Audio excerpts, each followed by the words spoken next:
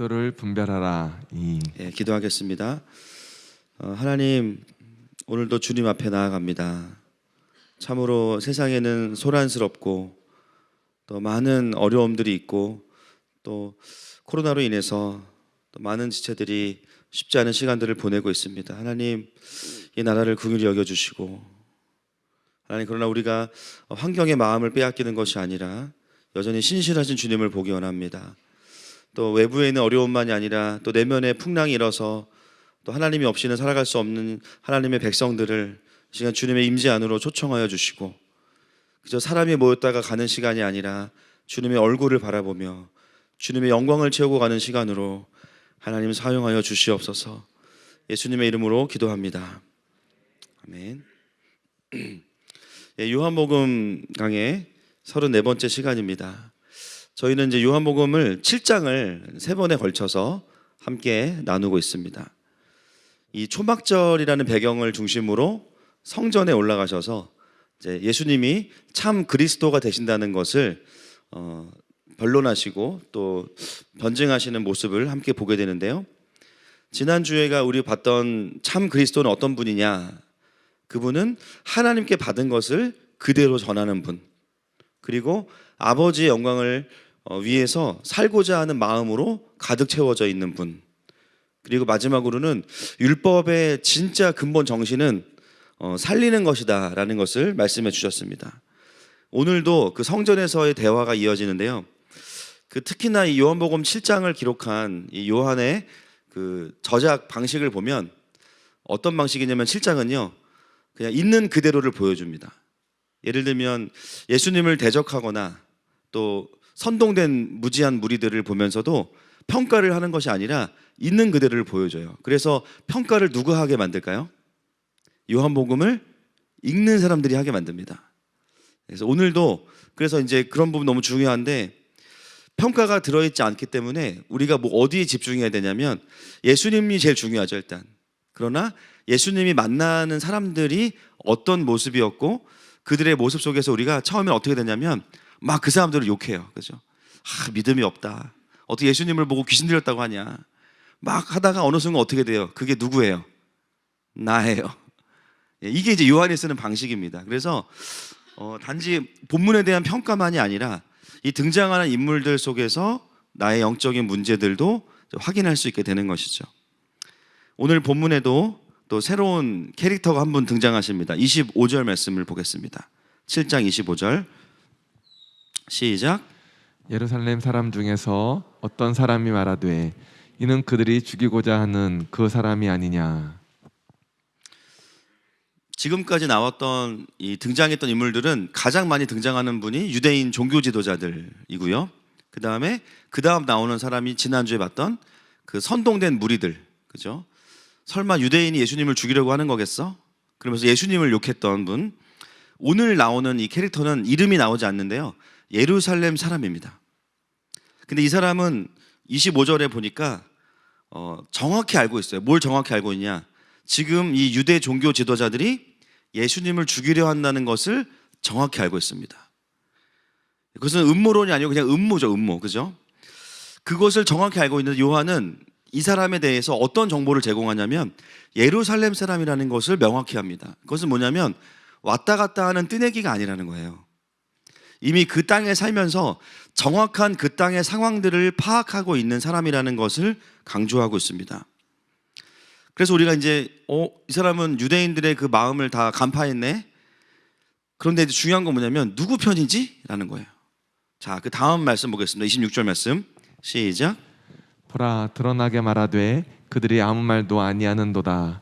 당국자들은 이 사람을 참으로 그리스도인 줄 알았는가.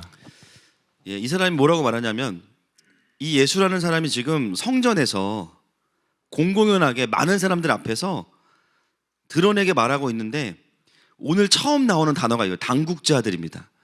당국자들은 이 사람을 정말 그리스도로 알고 있는 거 아니야? 이렇게 이야기합니다. 왜 다들 침묵하고 있냐라고 이야기하는 거죠. 오히려 예수님을 향해서 달려들지 않고 예수님을 잡으려고 하지 않는 유대인 종교 지도자들을 압박하고 질타하고 있습니다. 여기서 우리가 이제 알 수 있는 것은 뭐냐면 이 예루살렘 사람은 예수님 편은 아니에요. 그죠? 아쉽습니다. 아니에요. 오히려 빨리 행동을 취하고 있지 않은 유대인들을 향해서 아주 큰 소리로 그들을 압박하고 있어요.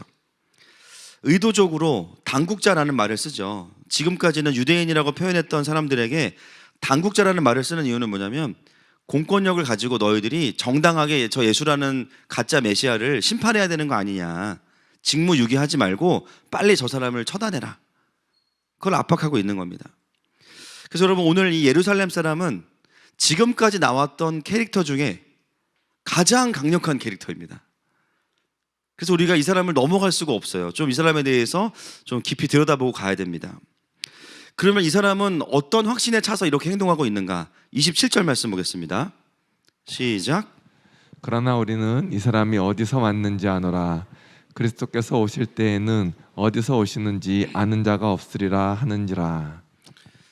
이 사람이 이렇게 행동하는 그 확신의 근거가 나오는데요, 두 가지죠. 27절에 보니까 우리는 이 사람이 어디서 왔는지 안다라고 이야기해요.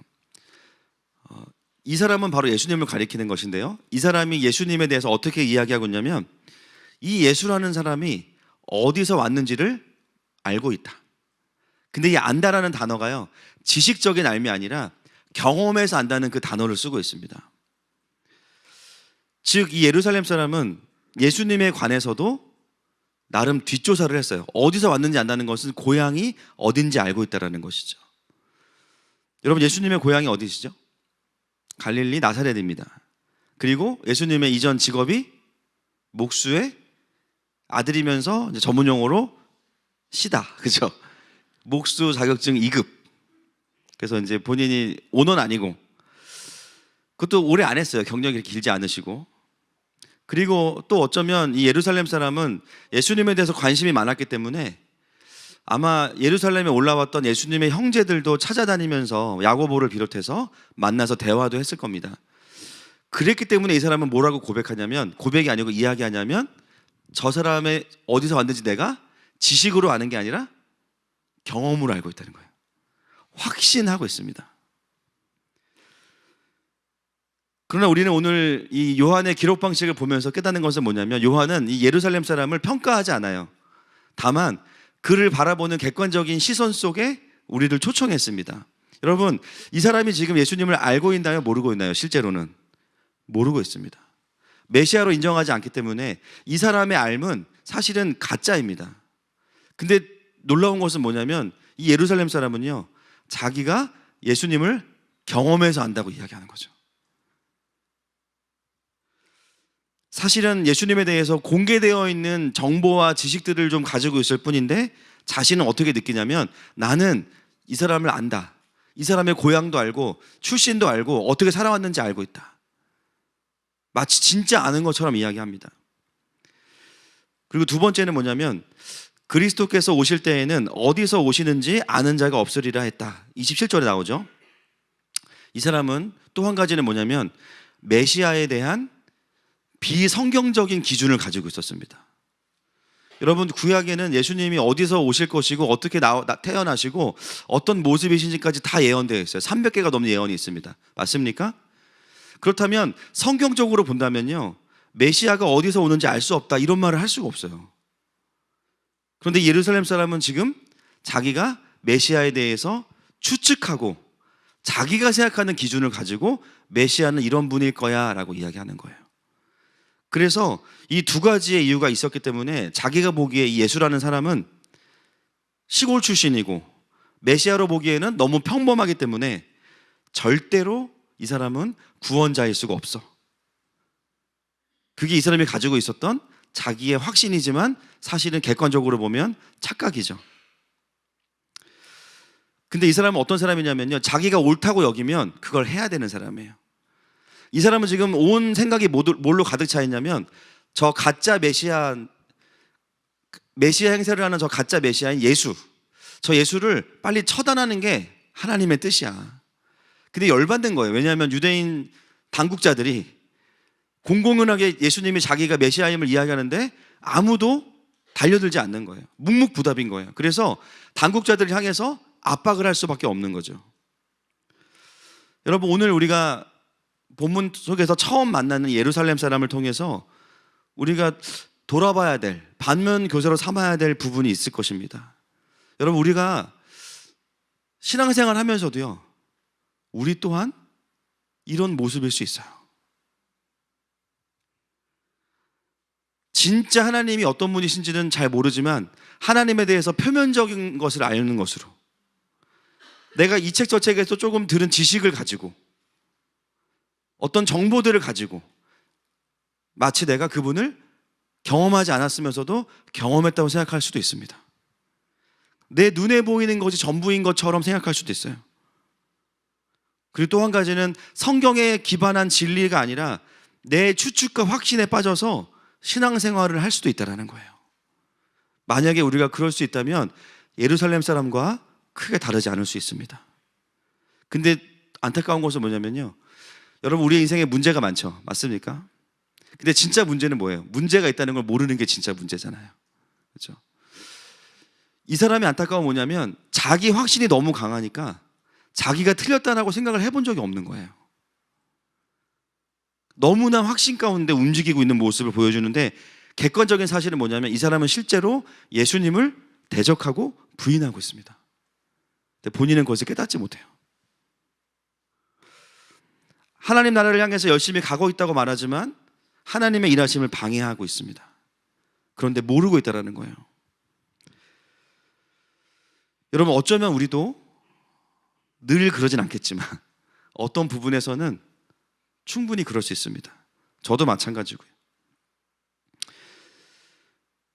그래서 오늘 본문에 딱 우리의 무대에 등장하는 예루살렘 사람은 예수님도 그 사람이 예수님을 실제로 모른다는 것을 알고 계셨고, 또 주변에 있던 자들도, 제자들을 포함해서 우리들까지도 이 사람은 예수님을 예수님으로 지금 모르고 있구나라는 것을 알게 되는 것이죠.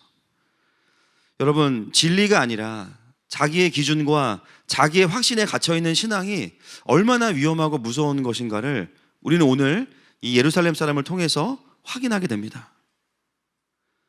어떻게 보면 진리에 기반한 확신을 가진 사람, 여기도 확신이 있어요. 자기의 기준과 자기의 그 확신에 갇혀있는 사람도 확신이 있습니다. 겉모습은 비슷해요. 그런데 어떻게 이것이 진리와 비진리인지를 구분할 수 있을까요?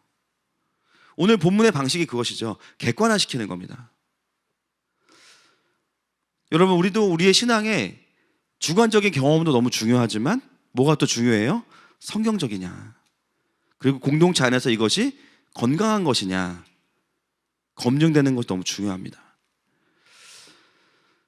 우리가 우리 안에 신앙을 목장에서 나눌 때 하나님 나라의 흐름을 함께 타고 있는 공동체라면, 또 구원을 받은 공동체라면 무엇이 있냐면요, 기본적으로 내 안에 신앙들을 나누면요, 그것이 성경적이면 보편적인 공감을 얻게 돼요. 영적인 공감. 우리의 신앙의 경험을 나누고 내가 가지고 있는 신앙의 메시지들을 나눌 때 이것이 성경적이라면 보편적인 공감을 얻습니다. 여러분, 이것은 다수가 옳고 소수가 틀리다는 말이 아닙니다. 이것은 하나님의 말씀을 보편적으로 읽어낼 수 있는 사람들이 있는 공동체 안에서 내가 진리 안에 있는지가 검증되어지는 과정이라는 것을 말씀드리는 거예요.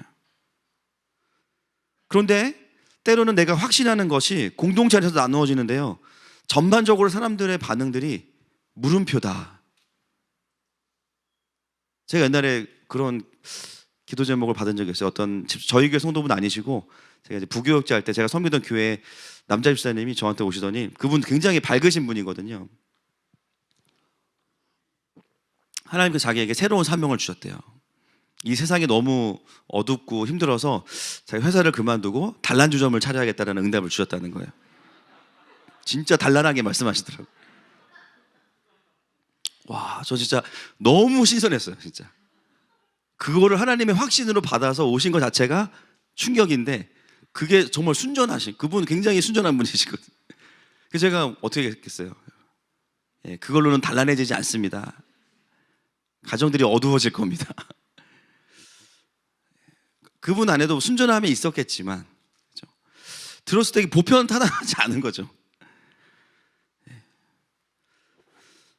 사실은 공동체가 우리에게 필요한 이유는 어떤 집단 지성 이런 개념이 아니라 구원받은 자들이 모여서 구원받은 지성으로 하나님의 마음을 아는 자들이 성경을 읽어가는 원리가 풀어져 있기 때문에 내 안에 있는 신앙이 객관화되지 않은 것들이 드러나서 점검되는 곳이 바로 공동체입니다.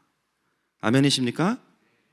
근데 만약에 내가 나의 신앙의 어떤 부분을 나누었을 때 모두가 다 동의해주고 그럴 수는 없겠지만 물음표가 많아진다라고 하면은 한번 돌아볼 필요가 있는 거예요.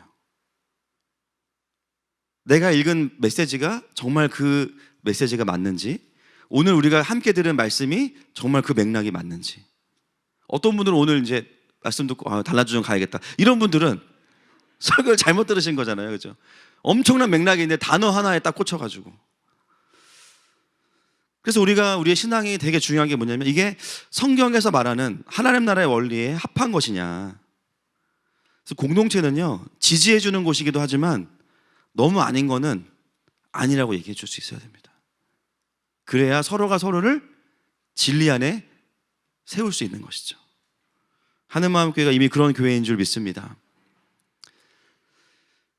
이 예루살렘 사람은 자신이 가지고 있었던 그 오해와 또 피상적인 예수님에 대한 피상적인 정보들, 그 성경에 근거하지 않은 메시아관, 그것이 전혀 틀렸다는 것이 직면되지 않은 채로 그냥 쭉 왔어요. 그래서 오늘 이런 모습을 보여주고 굉장히 용감하게 예수님을 대적하는 모습을 보여줍니다. 정말 슬픈 게 본인이 틀렸다는 것을 모르고 열정을 가지고 살아간다는 것이 너무 슬픈 일인 것 같습니다. 그래서 오늘 예수님은 이 예루살렘 사람에게 변론하시고 답을 주시는 내용들이 오늘 우리가 이제 앞에 부분에 보고 있는 부분인데, 자, 예수님 뭐라고 대답하시는지 보겠습니다. 28절 말씀 시작. 예수께서 성전에서 가르치시며 외쳐 이르시되 너희가 나를 알고 내가 어디서 온 것도 알거니와 내가 스스로 온 것이 아니니라. 나를 보내신 이는 참되시니 너희는 그를 알지 못하나. 29절도 읽겠습니다. 29절 시작. 나는 아노니 이는 내가 그에게서 났고 그가 나를 보내셨음이니라 하시니. 여러분 28절에 보면 예수님이 얼마나 답답하셨는지를 알 수 있는 단어가 딱 동사가 하나 있어요. 두 글자입니다. 뭘까요? 외쳐 이르시되. 외쳐입니다. 예수님 잘 소리 안 지르시거든요. 예수님이 지금 쌓였어. 지난주부터 고구마를 하나씩 드시다가 예루살렘 사람 등장하면서 완전히 고구마가 그냥 꽉 차신 거예요. 그러니까 너무 답답하니까 외쳐 이르시되, 그러면서 너희가 나를 알고 내가 어디서 온 것도 알거니와, 이것은 긍정하시는 게 아닙니다. 사실은 너희가 안다고 말하는 그 알미라는 거, 그 지식이라는 것은 틀린 건 아니지만 사실은 부분이야. 그런 걸 부정하시진 않는 거예요. 그래 너네가 그렇게 말하고 있지. 그러면서 진짜 예수님이 누구신지를 이 뒤에 29절과 28절 하반부에서 이야기하고 있는 것이죠. 뭘 말씀하시냐? 너희는 나를 보내신 그분을 모르지만 나는 그분을 안다. 이 그분이 누구예요? 하나님이시죠. 여러분, 예루살렘 사람의 이 영적인 오해와 피상성은 어디로부터 온 것이냐? 하나님을 잘 모르는 것으로부터 온 것입니다. 이 사람은 어디부터 예수님을 추적했냐면요, 눈에 보이는 땅에서부터 추적한 거예요. 이 사람에게 남아있는 기록, 등본 띄워보고 주소 띄워보고, 정말 메시아라면 하나님으로부터 온다는 전제하에 하나님께 집중해야 되는데요, 거기에 집중한 게 아니라 그냥 눈에 보여서 출현한 배경부터 예수님에 대해서 정보를 모으기 시작한 거죠. 그 결과 그는 예수님을 예수님으로 알아보지 못했습니다. 결국은 뭐예요? 아버지를 모르기 때문에 아버지로부터 오는 메시아를 알아볼 수 없는 거죠. 그것은 반드시 영적인 무지와 오해로 가게 됩니다. 여러분, 우리도 사실 마찬가지입니다. 오늘 예수님의 말씀은 우리가 하나님을 인격적으로 만났냐 못 만났냐를 물어보는 것을 넘어서서 우리의 삶에 좀 적용될 필요가 있습니다. 여러분, 우리의 삶에 다 그런 건 아니지만 어떤 부분들은요, 하나님의 뜻이나 하나님의 일하심이 없어요. 실제 없어서 없는 것이 아니라 그렇게 정리가 되어 있지 않아요, 사실은. 그래서 어떻게 합니까? 내 눈에 보이는 대로 피상적으로 판단하고 살아가게 됩니다. 그래서 신앙으로 반응하는 게 아니라 그냥 내 판단과 기질로 반응해요. 근본적인 이유가 뭐냐면 그 부분에 아버지의 참되심을 놓쳤기 때문이에요. 그 부분에서 아버지의 마음으로 정리가 안 되어 있기 때문이에요.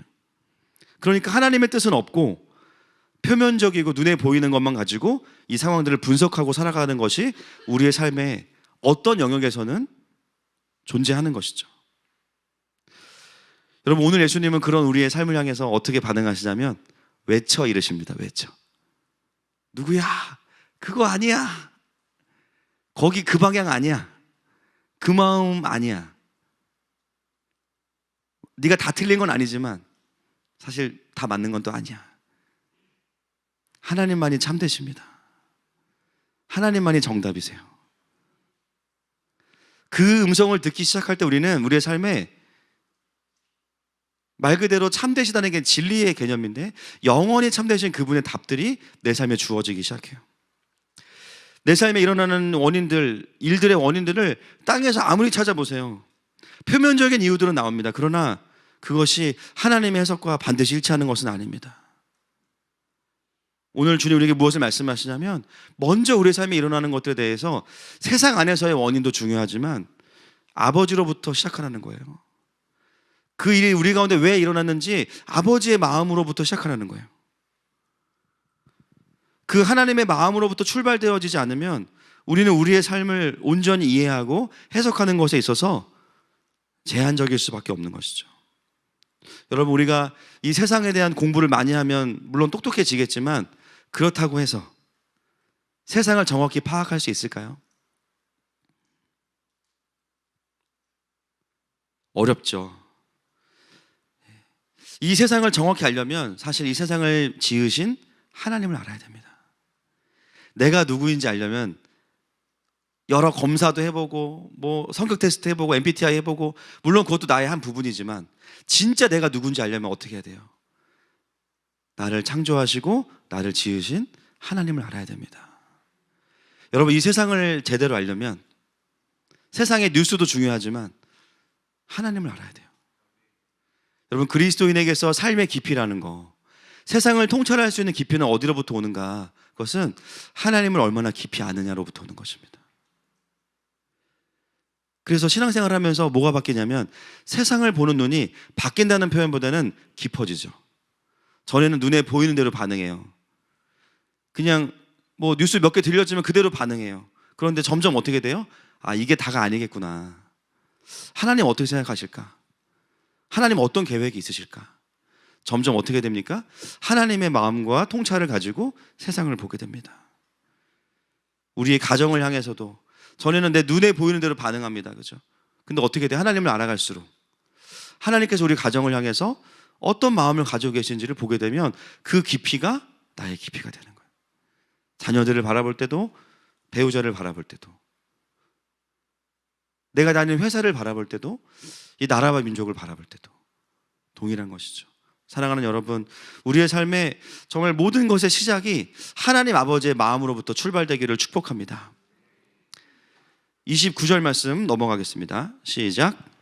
나는 아노니 이는 내가 그에게서 났고 그가 나를 보내셨음이라 하시니.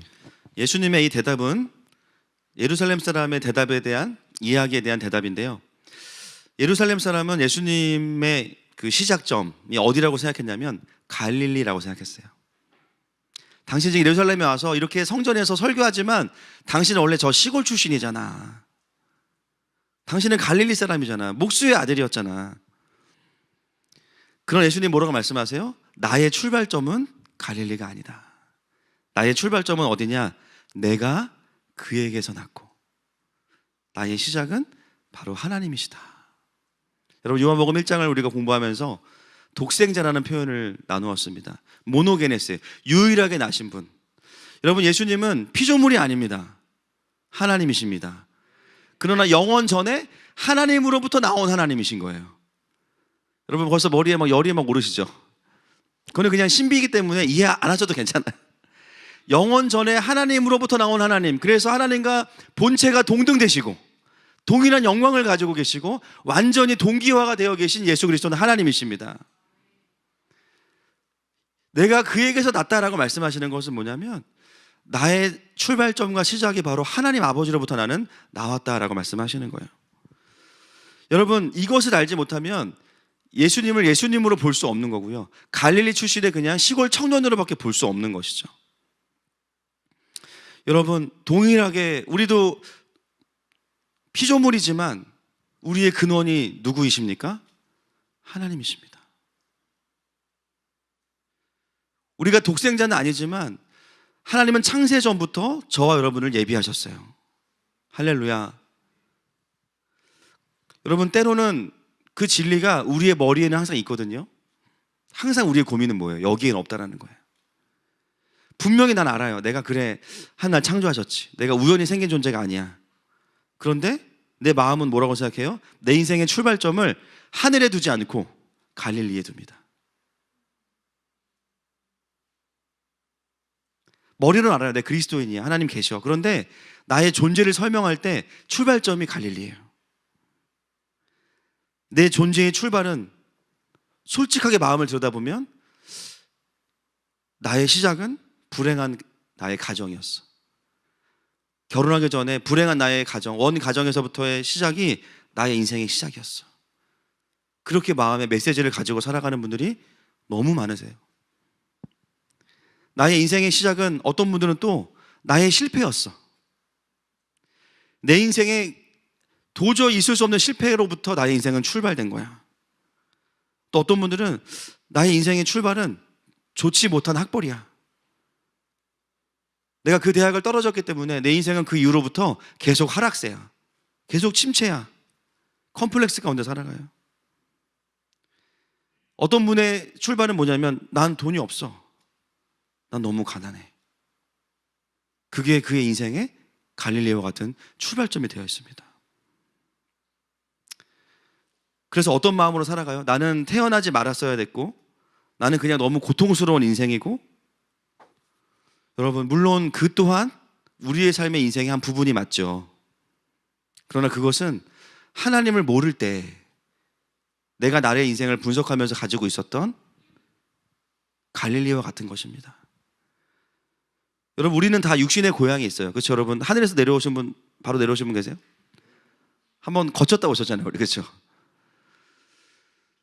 저의 육신의 고향은 서울시 성북구 도남동입니다. 제 나아바리가 거기에요. 저는 기름역 근처에 가면 마음이 편해집니다. 그런 이제 분당에서 다시 태어났지만 사실 우리 모두는 다 부정할 수 없는 각자의 고향이 있어요. 그러나 우리가 거듭난다는 것은 어떤 의미가 있냐면 각자의 육신의 고향이 아니라 그 전부터 예비되었고 하나님이 계획하셨던 진짜 고향을 회복하는 거예요. born again. 바로 하나님으로부터 다시 태어나는 것이죠. 여러분, 우리 모두의 고향은 어디입니까? 하나님 아버지의 마음입니다. 그냥 부모님이 우연히 썸 타셔서 그냥 잘못 만나가지고 어쩌다 보니 너만 아니었으면 내가 안 산다, 이 얘기를 계속 듣고 자라니까 어떻게 돼요? 거기가 나의 출발점이 되는 거예요. 근데 오늘 하나님 뭐라고 말씀하시냐면 그게 우리의 삶의 일부분이 맞지만 그러나 너의 삶은 그게 다가 아니야. 너의 삶의 진짜 출발점은 바로 나다. 그게 오늘 이 본문을 통해서 저와 여러분에게 주시는 하나님의 메시지죠. 여러분, 그래서 우리는 그냥 불행하고 어려운 삶의 연장선상에 있는 것이 아닙니다. 오히려 불행하고 어려움이 있었지만 그 전부터 하나님 우리를 예비하셨고 우리를 불행과 고통에 빼앗기지 않으시고 구원하셔서 하나님 아버지 앞으로 우리를 데려오셨습니다. 구원받은 사람은 그것을 머리에만 두는 것이 아니라 정확하게 하나님으로부터 자신의 인생을 출발시키는 사람들, 믿음으로. 그래, 우리의 부모님 사이가 안 좋으셨고 우리의 가정은 어려웠고 지금도 내 삶 가운데 어려움이 있지만 그러나 나의 삶의 모든 해석점은 여기가 아니야. 나를 향한 하나님의 신실하심이야. 그리고 그 하나님이 나의 삶을 인도하고 계셔. 그 해석으로 나의 삶을 정직하게 바라볼 수 있는 거. 여러분, 우리가 우리의 삶을 바라보면서 신앙이 있음에도 불구하고 때로는 굉장히 피상적일 때가 있고요, 굉장히 냉소적이고 제한적일 때가 있어요.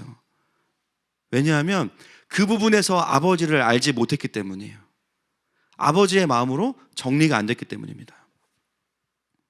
여러분, 오늘 하나님이 저와 여러분에게 물어보시는 것 같아요. 너의 인생의 출발점이 진짜 어디냐?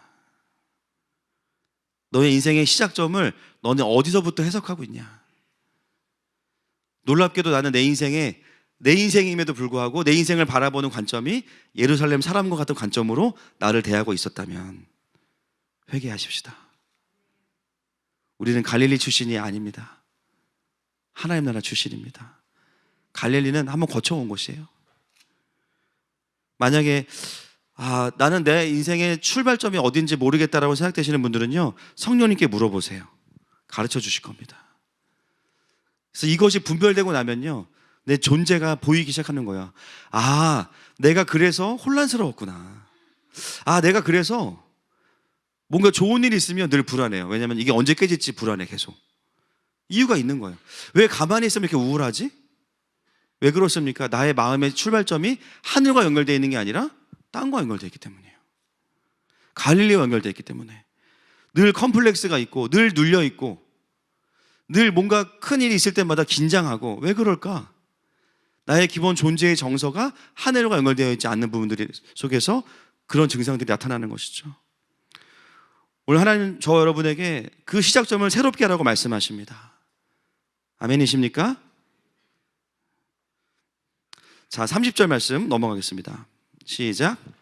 그들이 예수를 잡고자 하나 손을 대는 자가 없으니 이는 그의 때가 아직 이르지 아니하였음이로라. 그때 유대인 지도자들이 예수님이 갑자기 목소리를 높이시니까요, 마음을 먹었어요. 이제 잡아야겠다. 그런데 손을 대는 자가 없도다, 이렇게 이야기합니다. 무슨 뜻입니까? 돌격 앞으로 그랬는데 아무도 안 가요. 뭔지 아시죠? 지금 우리가 숫자는 많아. 근데 워낙 강자가 있어. 그러니까는 앞으로 자 체포해라. 근데 아무도 안 가. 다 눈치 보고 있어요. 그 예수님의 권위 자체에 이제 다가갈 수 없는 거죠. 그런 이유도 있을 것이고, 또 이미 예수님 주변에 수많은 사람들이 어떤 분위기냐면요, 이제 우리가 알게 되겠지만 이 대화를 옆에서 지켜본 거란 말이에요. 근데 분위기가 어떻게 돼요? 예수님을 거절하는 분위기가 아니라 점점 어떤 분위기로 바뀔까요?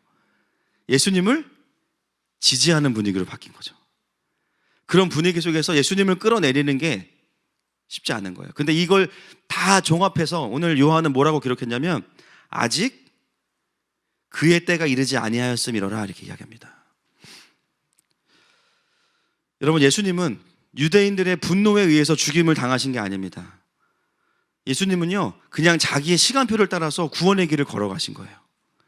그냥 우발적으로 예수님의 타이밍과 상관없이 사람들이 와서 예수님을 막 잡아가서 십자가에 못 박은 게 아니라, 사람들이 아무리 난리를 쳐도 예수님의 행보는 어떤 행보였냐면 하나님의 타임라인을 따라가는 행보였던 거예요. 그것을 사람들이 컨트롤할 수 있는 게 아니라는 거죠. 여러분, 우리의 삶에도요, 하나님의 때가 있습니다. 우리 작년에 그렇죠? 전도서 배우고 하시면서 기억나세요? 하나님의 때. 어떤 시간? 그렇죠. 그걸 기억하시네. 카이로스. 하나님의 시간. 여러분, 하나님의 시간과 하나님의 타임라인을 따라가는 우리의 인생에도 동일한 부르심이 있어요. 우리의 삶에 하나님의 카이로스가 있어요. 뭔가 대단히 중요한 일이 일어나지 않아도요, 하나님과 함께 가면서 하나님의 일하심을 보는 시간들이 있는데요, 중요한 건 뭐냐면 지금 내 삶의 현재의 단면이 그 하나님의 타임라인과 함께 가고 있는지를 돌아볼 필요가 있습니다. 때로는 뭔가를 하더라도, 뭔가를 하지 않더라도 중요한 건 뭐냐면 상황의 타이밍에 빼앗겨지는 것이 아니라 그것이 하나님의 시간표 안에서 가고 있는지를 확인하는 게 너무 중요합니다.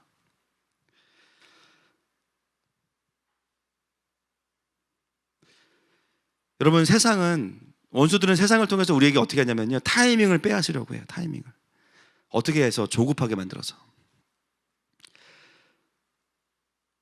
어떻게 하면 우리를 두렵게 하고 조급하게 만들어서 하나님의 시간을 놓치게 만들어요. 타이밍 싸움인데요. 그래서 막 그거를 지금 안 하면 막 인생 망할 것 같은 거야. 막 홈쇼핑, 여러분 보세요. 홈쇼핑 지금 저 개장을 시키지 않으면 평생 저 비빔밥을 내가 먹을 수 없을 것 같아. 근데 막 그 호스트가 뭐라요? 지금 100개 남았다고, 1분 안에 안 사면 이거 안 된다고, 다른 채널 갔다 와도 못 산다고. 그러면요, 막 마음에 저걸 안 먹으면 내가 죽을 것 같아. 막 조급해져요. 저 침대를 사야만 잠을 잘 수 있을 것 같고, 저 러닝머신에서 뛰어야만 살이 빠져. 여러분, 다 사기입니다. 그거 막 조급하게 만드는 거예요. 계속. 저 원피스를 입어야만 내가 물론 원피스의 문제가 아니라 제가 늘 말씀드리잖아요. 그렇죠? 바디의 문제죠. 그렇죠? 계속 우리를 조급하게 하고 두렵게 하고 속여요. 여러분 딱 그 사고 싶을 때 딱 참고 3일 있다가 인터넷에 쳐보세요. 더 싼 가격이 올라와 있습니다. 할렐루야. 주로 많이 낚이시는 분들이 그때 충동 구매하고 3일 후에 싸게 올라온 거 보면서 욕하고, 아, 또 낚였네. 또 사고 있어. 그죠? 여러분, 원수들과 이 하나님의 백성들의 싸움은 뭐냐면 타이밍의 싸움이에요. 지금 이것이 하나님의 타이밍이냐? 그렇지 않느냐? 혹시 오늘 예배를 오시면서 그런 분 계실지 모르겠어요. 하나님의 때를 구하시는 분들, 오늘 주님이 분명한 지혜와 총명으로 분별케 할 줄 믿습니다. 그 타임라인에 있는 사람들은 어떻게 되냐? 세상에 어떠한 걸 상관없이 계속 전진하는 거죠. 타이밍은, 세상의 타이밍이 지금 예수님은 여기서 체포 당하셔야 되는 거예요. 근데 체포를 안 당하시는 거예요. 왜냐하면 하나님의 타임이 아니니까. 그것을 우리가 삶에서 경험하게 됩니다. 자, 31절 보겠습니다. 시작. 무리 중에 많은 사람이 예수를 믿고 말하되 그리스도께서 오실지라도 그 행하실 표적이 이 사람이 행한 것보다 더 많으랴 하니. 여러분, 이 7장에서 변론의 결론이 바로 여기입니다. 어떻게 보면 예수님을 싫어하거나 무지하거나 대적하는 사람들이 막 등장하는데요, 이게 어떻게 쓰임받냐면 주변에 있는 사람들이 그 사람들과의 대화를 들으면서 다 어떻게 돼요? 회심을 하고 영접을 하게 되는 거예요. 이게 요한이 의도하는 거예요. 이게 본인은 뒤로 빠지고 다큐멘터리처럼 보여주지만 실제로는 엄청난 의도가 있어요. 이게 가능한 이유는 예수님이시기 때문입니다. 여러분, 진리는 포장될 필요가 없어요. 아멘이시죠? 진리는 드러나면 됩니다. 우리가 막 주님을 보호해드릴 필요도 없어요. 하나님이 나타나시면 끝나는 거예요. 요한은 굳이 이 예수님과 사람들과의 대화 속에 끼어들지 않아요. 왜냐하면 그분이 진리시니까. 진리가 드러나도록 자기가 뒤로 빠지고 있어요. 어떻게 됩니까? 진리가 선포되니까 작정된 자들이, 예정된 자들이 주님께로 돌이켜줍니다. 그 성전 안에 많은 사람들이 예수님을 믿게 돼요. 그리고 뭐라고 이야기하냐? 예수를 믿고 말하되 그리스도께서 오실지라도 그 행하실 표적이 이 사람이 행한 것보다 더 많으랴. 굉장히 합리적이죠. 많은 표적과 기적을 경험한 사람들도 거기 있었고, 그들이 마음을 결정적으로 정하게 된 것은 뭐냐면 또 기적을 봤기 때문이 아니라 이 대화를 들었기 때문입니다. 즉 뭐냐? 말씀을 들었기 때문이에요. 진리의 말씀을 들을 때 그 모든 표적이 정말 하나님을 믿는 방향으로 사용되어지는 것입니다. 그래서 너무나 합리적이고 너무나 은혜로운 말을 하게 되는 거죠. 정말 메시아가 오신다고 해도 이분보다 더 많이 할 수 있겠냐? 뭐예요? 이분이 메시아다. 그렇게 말씀을 하고 있는 것이죠. 자, 32절 말씀 보겠습니다. 시작. 예수에 대하여 무리가 수군거리는 것이 바리새인들에게 들린지라 대제사장들과 바리새인들이 그를 잡으려고 아랫사람들을 보내니.